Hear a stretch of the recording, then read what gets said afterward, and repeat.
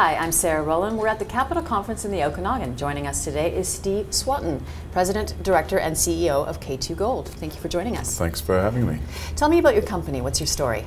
K2 Gold, K2 name came out of Kaminak. Kaminak was a deposit that was sold to Gold Corp for $520 million 2 years ago. And one of the founders and the chairman of the company, John Robbins, decided that he wanted to give it another go. He had some ideas for the Yukon, some ideas for that part of the world. And I think, to be quite honest, Kaminak was sold a little earlier than he was anticipating. But he decided that K2, Kaminak 2, was the ideal platform. We rolled back another company and decided to put one major asset into it, and we've now secured a couple of others. But the asset that we put into it is very similar to the Kaminak style, this Kaminak deposit. And what makes K2 Gold stand out in your sector?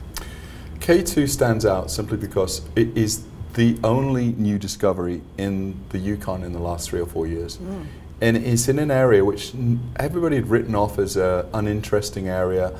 It was discovered on a very low soil anomaly which was taken in 2002. And then only 2 or 3 years ago the actual asset was really seriously looked at. We've only had 1,700 meters of drilling, and most of the drilling was concentrated in one small area, because that's where they had initial success. They took one sample, it was 1,000 grams. They concentrated on that one area.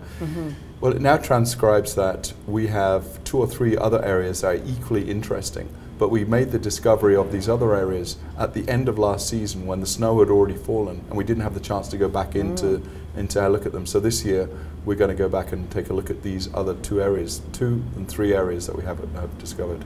Can you describe your growth strategy and goals over the next 6 months? In the next 6 months, we'll be doing more trenching on these new zones that I talked about. And the results of the sampling will determine the program going forward. The program going forward is either going to be drilling the new zones, or it's going to be drilling the zone that we already found 2 years ago.